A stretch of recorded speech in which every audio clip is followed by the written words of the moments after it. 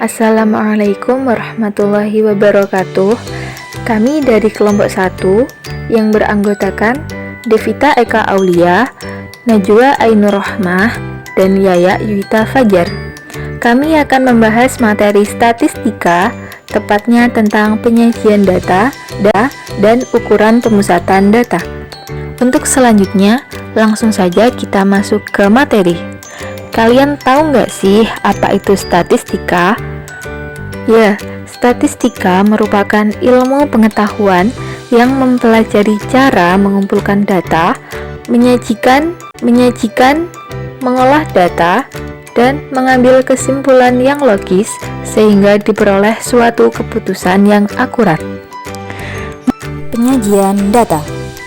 Nah, dalam penyajian data ada dua bentuk, yaitu dalam bentuk tabel dan dalam bentuk diagram. Pada waktu SMP, kita sudah belajar tentang tabel distribusi frekuensi tunggal dan belajar tentang diagram batang, lingkaran, dan garis.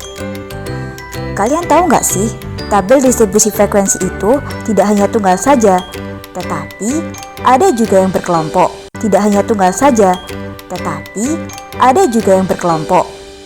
Nah, diagram itu juga nggak hanya lingkaran, garis, dan batang saja, tapi ada juga diagram batang daun, histogram, polygon frekuensi, dan ogive.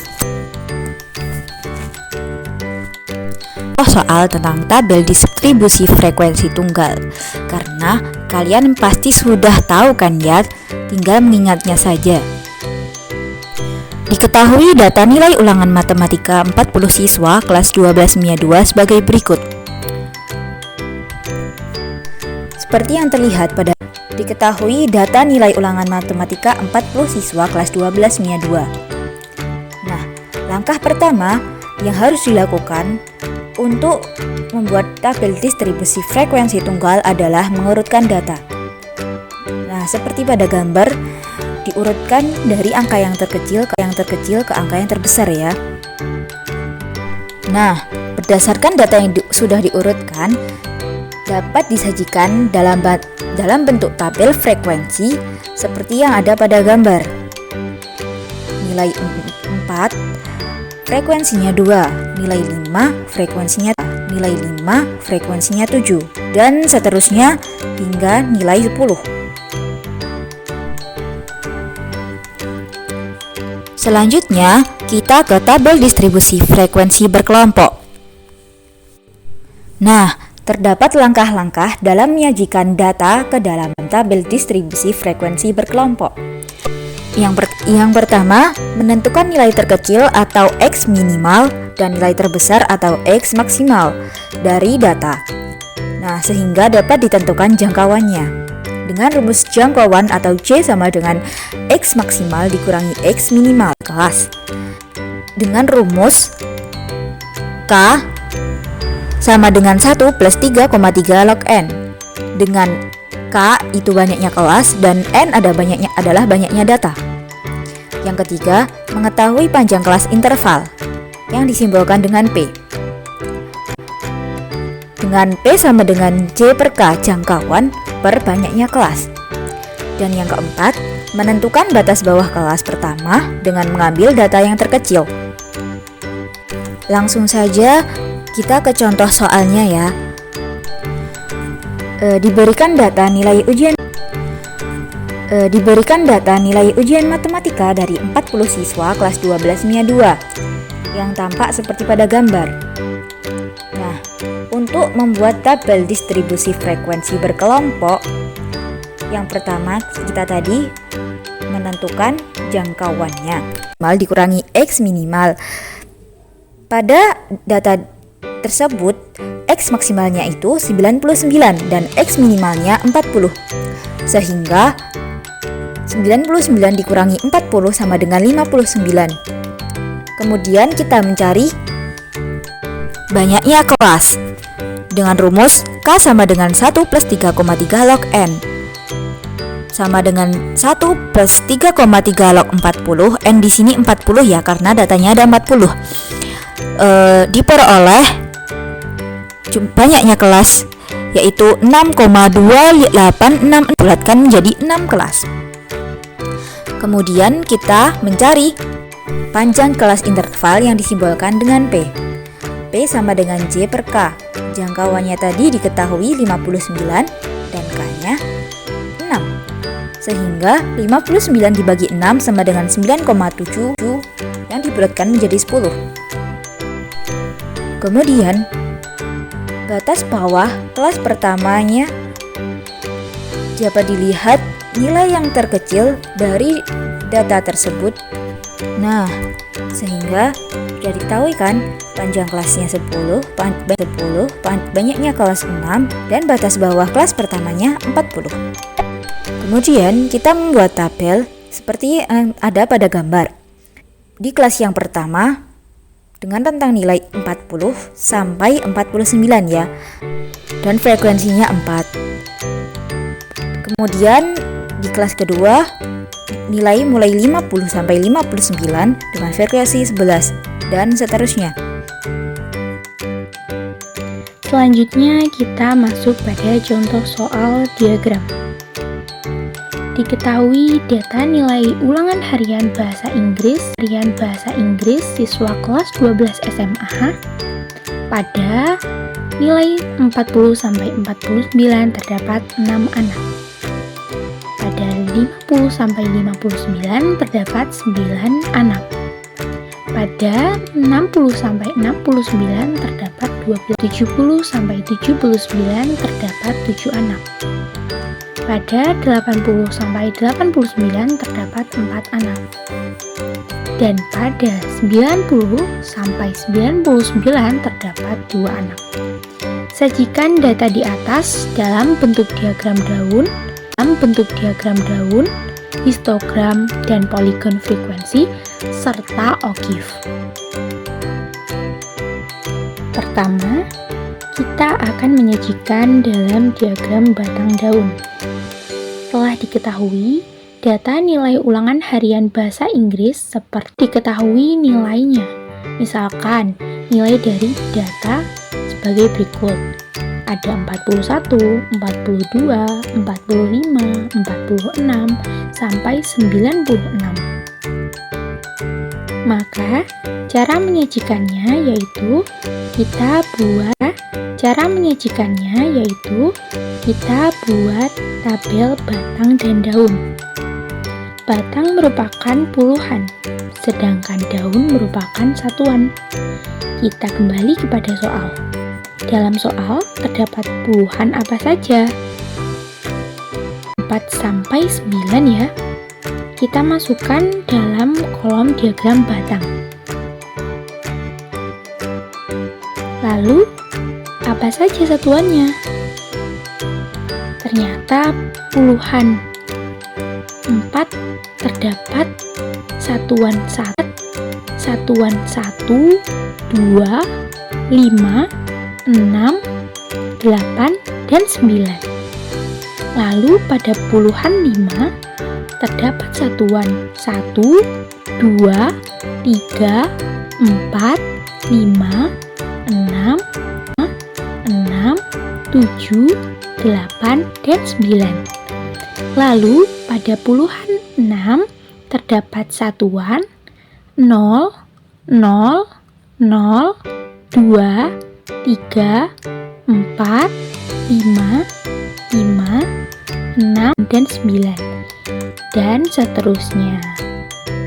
Nah, selanjutnya adalah histogram dan poligon frekuensi. Ini merupakan hasil histogram dan poligon frekuensi dari soal sebelumnya. Histogram berupa kotak panjang-panjang itu, sedangkan poligon berupa garis yang menghubungkan kotak-kotak panjang tersebut. Materi selanjutnya yaitu OGIF. OGIF adalah grafik yang digambarkan berdasarkan data yang sudah disusun dalam bentuk tabel distribusi frekuensi kumulatif terdiri dari interval, frekuensi kumulatif kurang dari atau OGIF positif, dan yang terakhir frekuensi kumulatif lebih dari atau OGIF negatif. Frekuensi kumulatif kurang dari diperoleh dengan menjumlahkan frekuensi pada kelas pertama dengan kelas selanjutnya. Sedangkan frekuensi kumulatif lebih dari diperoleh dengan menjumlahkan frekuensi pada kelas terakhir dengan kelas sebelumnya. Begitu seterusnya.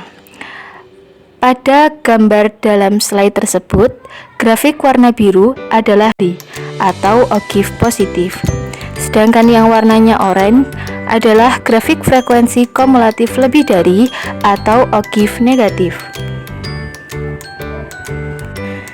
Adapun materi selanjutnya yaitu ukuran pemusatan data. Ukuran pemusatan data terdiri dari min, median, dan modus. Ukuran pemusatan data juga dapat diimplikasikan untuk data tunggal dan juga data berkelompok. Seperti yang kita tahu, materi ini sudah pernah dibahas saat kita masih di jenjang SMP dulu. Akan tetapi, materi yang disampaikan masih terbatas sampai pemusatan data pada data tunggal saja. Dalam pemusatan data, yang pertama kita bahas adalah min. Min adalah rataan atau rata-rata dari suatu data, yang mana untuk mencari min atau rata-rata dalam suatu data tunggal dapat dicari dengan cara menjumlahkan nilai seluruh data yang sesuai dengan jumlah frekuensinya, lalu membaginya sesuai dengan jumlah datanya. Pada slide, kita dapat mencari min dengan cara menjumlahkan nilai dari semua data, dimulai dari menjumlahkan 3 sebanyak 3 kali dan 4 sebanyak 5 kali sampai yang terakhir yaitu 9 sebanyak 3 kali, sehingga diperoleh hasil akhir yaitu 364. Kita bagi dengan jumlah frekuensi datanya yaitu sebanyak 60 orang, sehingga diperoleh hasil akhir yaitu 6,06. Jadi min untuk data tersebut adalah 6,06. Selanjutnya yaitu median. Median adalah nilai tengah suatu data setelah data tersebut diurutkan.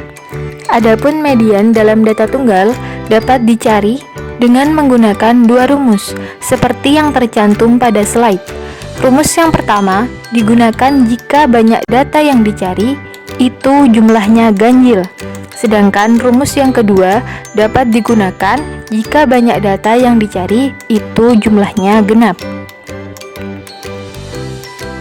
Dan untuk xn pada rumus adalah jumlah dari banyaknya data. Dan yang terakhir yaitu modus. Modus adalah nilai yang paling sering muncul dalam suatu data. Dalam data pada tabel, modus yang diperoleh adalah angka 6 dengan frekuensi kemunculan paling banyak yaitu sebanyak 17 kali. Ukuran pemusatan pada data berkelompok. Di sini kita akan mencari min, median, modus dalam data berkelompok. Kita masuk pada contoh soal. Diketahui data tinggi badan kelas 12 IPA 2 sebagai berikut. Pada ketinggian 140 sampai 144 terdapat 4 anak. Pada ketinggian 145 sampai 149 terdapat 7 anak. Pada ketinggian 150 sampai 116 anak. Pada ketinggian 155 sampai 159 terdapat 11 anak. Dan pada ketinggian 160 sampai 164 terdapat 2 anak. Pertama, mari kita cari min atau rata-ratanya. Cara mencari min yaitu dengan menggunakan tabel yang berisi nilai FI, XI, dan FI dikali XI. Dengan artian FI adalah frekuensi dan XI adalah titik tengah kelas masing-masing. Cara mencari XI atau titik tengah yaitu didapatkan dengan menambahkan nilai awal, ditambah nilai akhir, lalu dibagi dengan 2. Maka, dengan soal di atas didapatkan tabel berikut ini. Setelah tabel terbentuk, kita dapat memasukkan X bar sama dengan sigma Fi dikali Xi dibagi sigma Fi, yaitu sama dengan 6080 dibagi 40 sama dengan 152. Maka ditemukan min dari soal berikut ini adalah 152. Yang kedua, kita akan mencari median,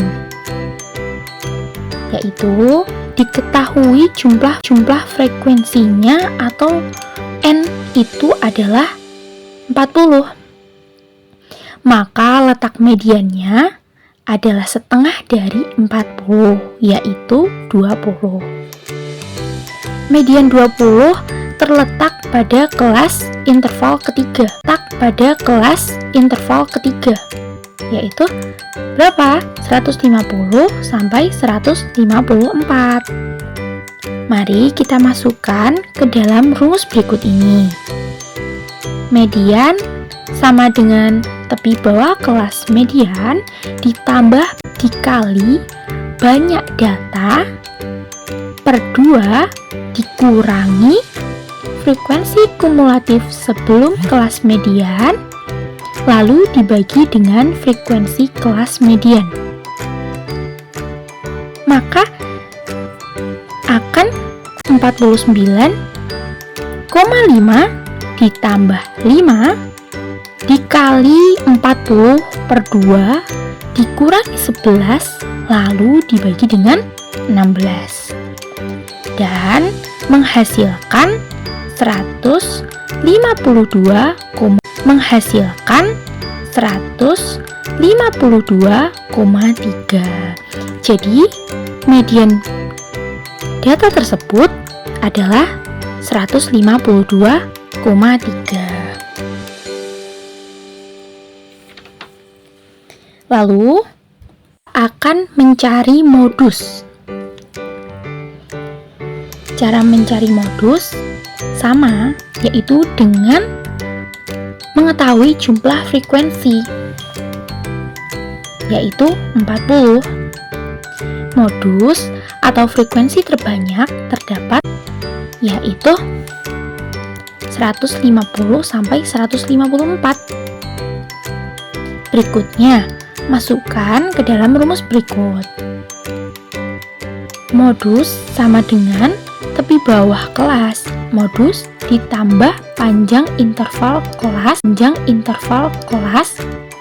dikali dengan selisih frekuensi kelas modus dengan frekuensi kelas sebelumnya dibagi dengan selisih kelas sesudahnya. Maka akan didapatkan 149,5 ditambah 5 dikali dalam kurung 9/5 dan menghasilkan 158,5. Jadi ditemukan modus dari data tersebut adalah 158,5. Dari penjelasan-penjelasan sebelumnya, dapat ditarik kesimpulan bahwa ada dua bentuk penyajian data, yaitu dalam bentuk tabel dan diagram, kemudian dalam ukuran pemusatan data dan modus. Sekian dari kami, tetap semangat belajar ya. Wassalamualaikum warahmatullahi wabarakatuh.